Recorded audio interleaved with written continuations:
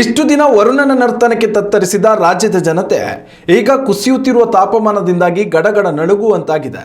ರಾಜ್ಯದಲ್ಲಿ ತಾಪಮಾನ ದಿನದಿಂದ ದಿನಕ್ಕೆ ಇಳಿಕೆಯಾಗುತ್ತಲೇ ಇದ್ದು ಮೈ ನಡುಗಿಸುವ ಚಳಿಗೆ ತತ್ತರಿಸಿದ್ದಾರೆ. ಈ ಎಲ್ಲದರ ನಡುವೆ ರಾಜ್ಯದಲ್ಲಿ ಇನ್ನೂ 2 ದಿನಗಳ ಕಾಲ ಶೀತಗಾಳಿ ಇದೇ ರೀತಿ ಮುಂದುವರಿಯಲಿದೆ ಎಂದು ಭಾರತೀಯ ಹವಾಮಾನ ಇಲಾಖೆ ಸೂಚನೆ ನೀಡಿದೆ.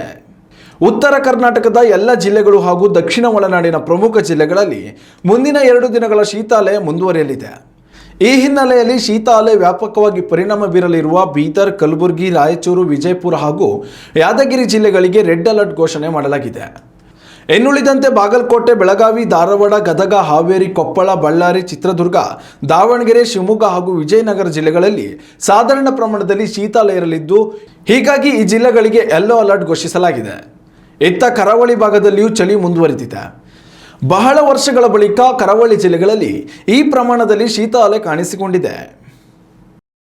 ಉತ್ತಮ ಸಂಸ್ಕಾರಯುತ ಶಿಕ್ಷಣದೊಂದಿಗೆ VSS English medium CBSE school Udupi Muddur.